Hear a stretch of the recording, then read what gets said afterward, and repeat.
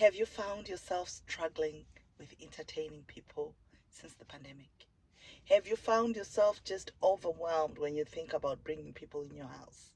Have you picked up bad habits which make you vulnerable when you consider visitors coming in? Let me tell you, it can be dealt with.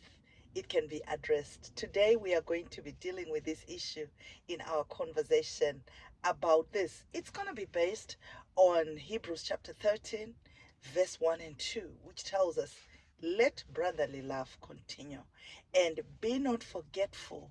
Don't forget to entertain strangers, for some have entertained angels unknown. Hey, think about it. Abraham, our father, in Genesis chapter 1, in Genesis 18, verse 1 to 8, he entertained strangers. Those men who came walking by and they say, come on, can you stop by my house? Hey, Sarah, can you get a little lamb and let's get it together, make a little bit of bread, let's feed these people. He didn't know he was entertaining angels. He didn't realize that he was bringing an answer to himself.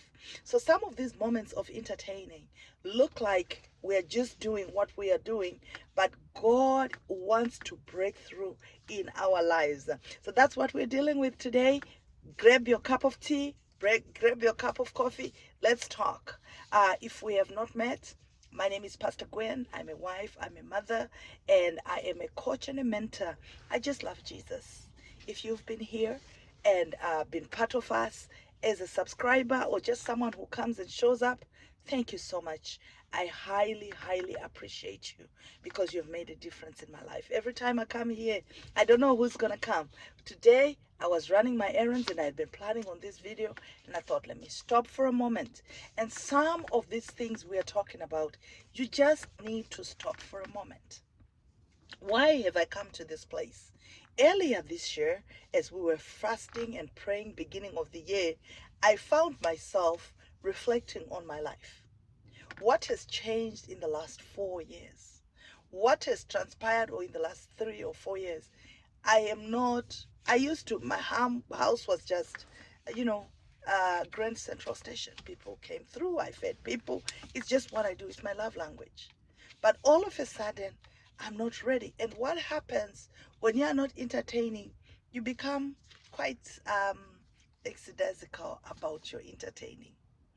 The basis for this, I think it's going to be a series, is the story of the Shunammite, the lady in 2 Kings chapter 4. She came in at a time when you find yourself wondering, here is a woman.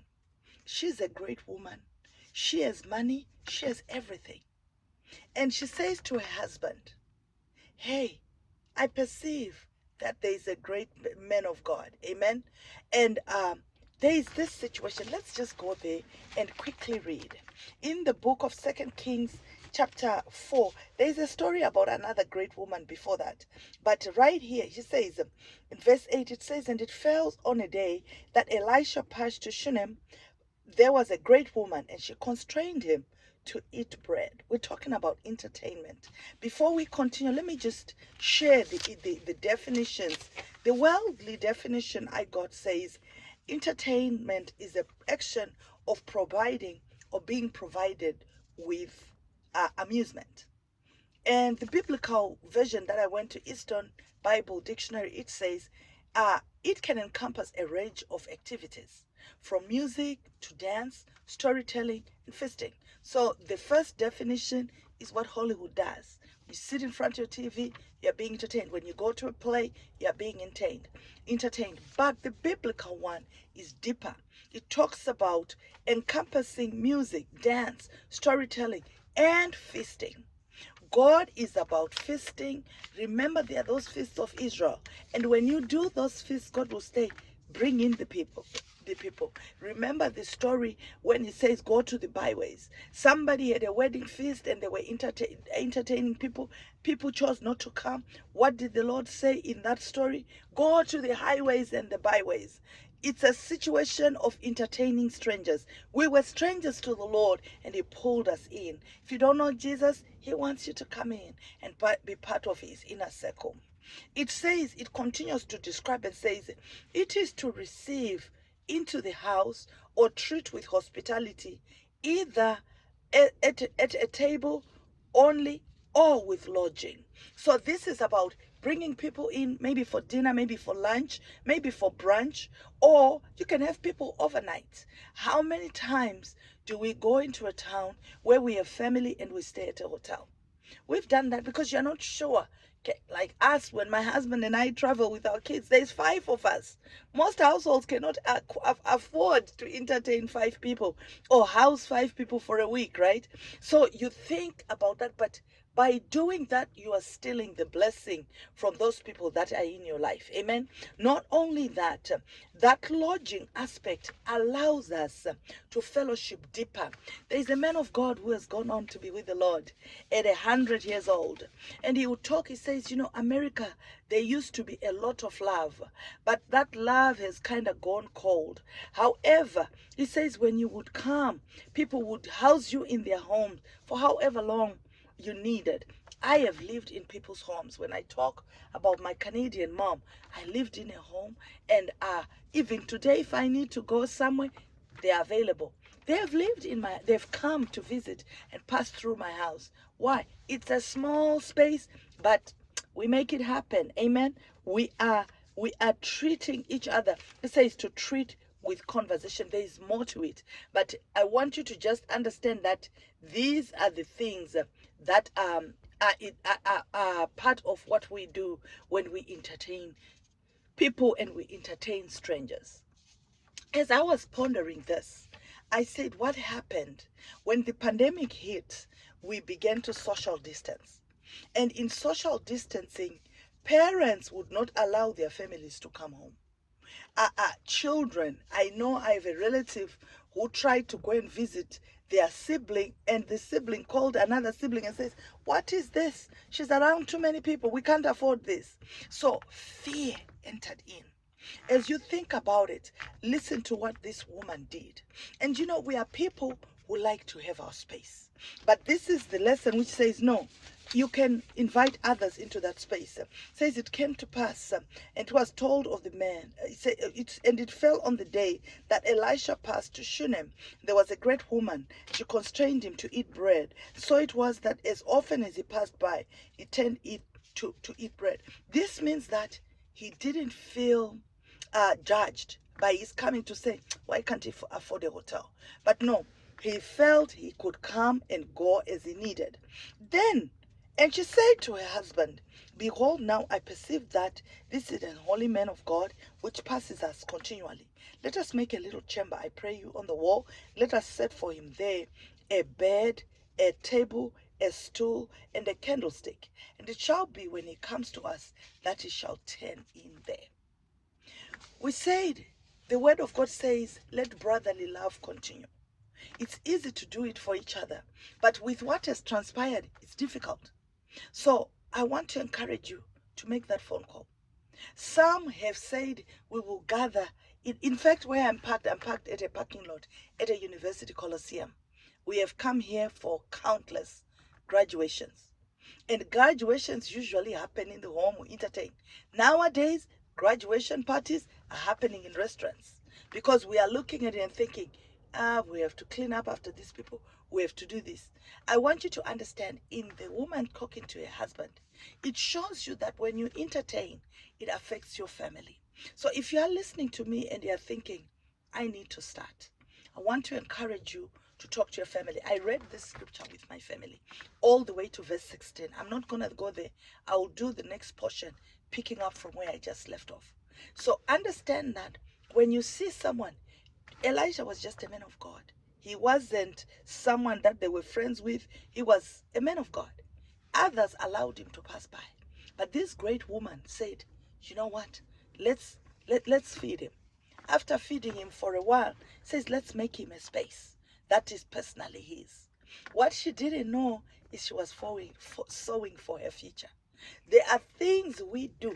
I am a product of this. My mother, when I was growing up, she would just, somebody would be there. She would bring them in and feed them. If they didn't have anywhere to sleep, she would let them sleep. The number of people who lived at our house, there was never just us, but it may look like people are taking away. I spoke to my cousin the other day, my Nini, and she was like, we're eating the children's food. I said, no. When God knows that there are 2 mouths, he provides for 2. When God knows that home has expanded to 10 because we are entertaining, we are giving room to orphans. What does God say? He that considers the poor. You lend to the Lord when you give to the poor. So when you do that, God has to provide. You wonder why that little money comes together and it's enough. It's because you have done what is necessary. So today I want to encourage you to not just pray about what I'm talking about, but to communicate with your husband. She spoke to this man, and the man said yes. And they went ahead. We will discuss what the table, the stool, and the candlestick mean. But right now, I want to encourage you. Entertainment does not have to be long. In my house, those who have had, I would say, the privilege, who have honored us with their presence, you know that the food will be plentiful. And maybe no drinks, it may just be water. And half the time we'll say, bring drinks, because in my house we just don't do that, right? And people will bring that drink. But the most wonderful part of that entertainment is that we'll play games. Uno somebody, chameleon somebody. This last weekend we entertained and we played apples to apples. It was epic. Oh, the other one from the Christmas season, Thanksgiving season, heads up.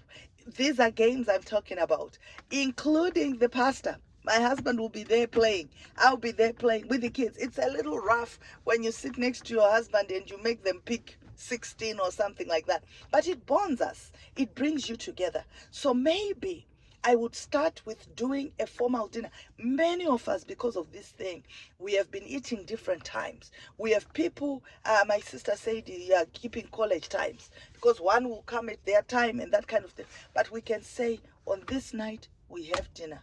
Who's cooking? What menu are we doing? And then you sit down. After you finish that, you play games. Games that it doesn't necessarily have to be biblical, but we have biblical ones in the house as well. So depending on your crowd, you play. Charades is a family favorite, especially when there are lots of people. We divide into teams. What am I saying? The food is great. We can talk about the food, but that's not the highlight. The highlight is gathering together and fellowship. The word of God in Hebrews chapter 10 verse 25 says, do not neglect fellowship, especially as the day appears. I'm just paraphrasing it. It's talking about fellowship in the church, but I believe it also means fellowshipping one with another. When you are struggling, you don't want to be around people. We have a lot of people who are depressed. I want to encourage you to consider, who can you invite from your circle of friends? Who can you invite from maybe someone who's new in your life to say, hey, if you are not comfortable bringing them to the house, how about let's go out? Amen. After church, I've decided, I have kids coming in. Let's feed them. But let's not just feed them Pop-Tarts. Let's feed them something that allows us to sit down and fellowship. I'm thinking about this and I'm saying, Lord, as we do this, as we obey you, let the brotherly love continue. In those conversations, you will discover that you have things in common. You will discover what the needs of the people are. Pastors, we bring in people into our churches and we don't even know what's happening. Why? Because we are busy. But I'm praying that I'm not so busy that I can't see that lonely person. I pray that I'm not so busy that I don't make time for that child, to hug him, find out what makes them tick. Let's plan games nights at church. Let's do things that we used to do prior to the pandemic. And may God and God alone be magnified with this. Let me pray. Father God, in the name of Jesus, I thank you for your word, for your admonition to us. for brotherly love to continue, and not to forget to entertain strangers, for some have entertained angels unknown. Father, our father Abraham entertained those men. After the conversation, he had a promise of a son. Not only that, they told him heavenly secrets. They told him what was getting ready to happen to Lot, because he became a friend. He became somebody with a listening ear.